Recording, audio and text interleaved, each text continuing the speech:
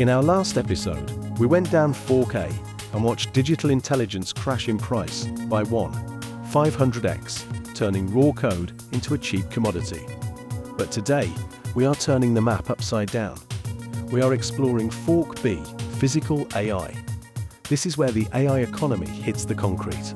We aren't talking about pixels on a screen or chatbots writing emails. Fork B is about the embodiment of intelligence in machines that can perceive, reason, and act in the physical world. While Fork A is drowning in a software price war, Fork B is building the most durable, un-forkable economic moats on the planet. Why? Because you cannot copy-paste a factory, a high-density battery, or a precision gear. Today, we map out the blueprint of physical AI and why the next 40 years of compounding wealth belong to the atoms. Let's look at the brutal economic reality of Fork B. In software, you can achieve rapid, near-instant digital distribution, but you face extreme commoditization risk. Fork B is the exact opposite. It is highly capital-intensive, it requires massive manufacturing plants, and its scaling curve is gradual because it is bound by the laws of physics. But for an investor, that high barrier to entry is exactly what creates a structural fortress.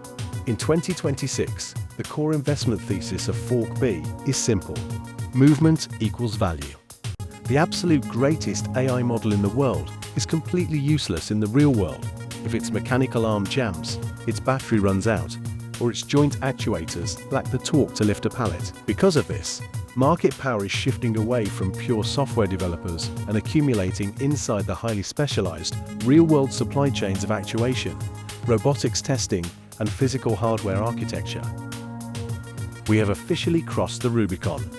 Humanoid robots are no longer clunky lab experiments or viral dance videos. We have entered the era of industrial-scale deployment. Global shipments of commercial humanoid robots are expected to exceed 50,000 units this year. These machines are actively walking into factories, automotive plants, and logistics hubs to take over autonomous workflows. But as an investor, you shouldn't just try to guess which brand of robot wins. You want to be the house selling the shovels in a gold rush. You want to look at the component level.